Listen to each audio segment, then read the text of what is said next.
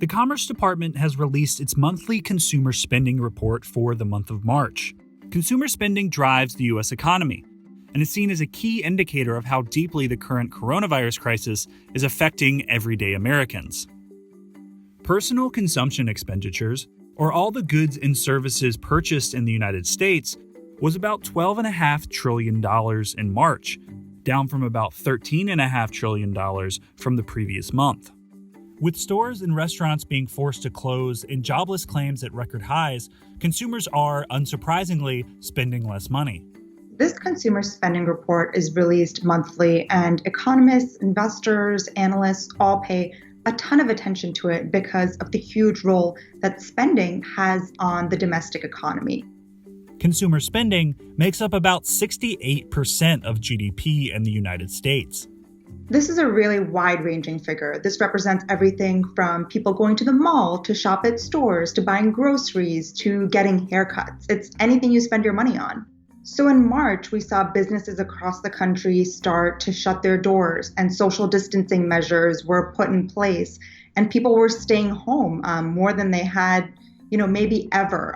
So that puts a serious hamper on how much money they are spending. Consumer spending was at record highs a few months ago, driven in part by a decade of wage growth and low unemployment.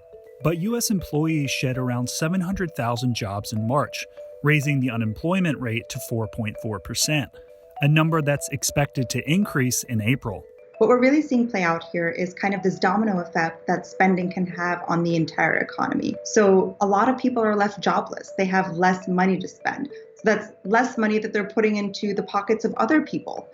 Retail sales were down 8.7% in March, with sales for clothing down as much as 50% from a year ago. The U.S. government has tried to offset the impact of this coronavirus downturn with a stimulus package like we've never seen before.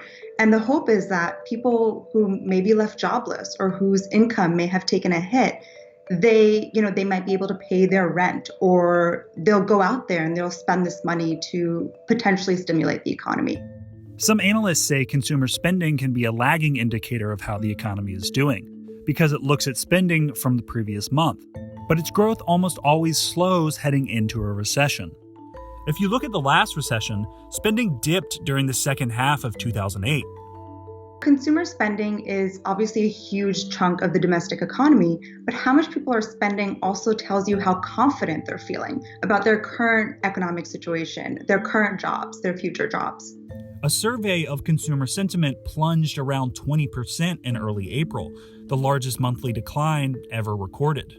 There are some corners of the economy where consumers are still spending while staying at home.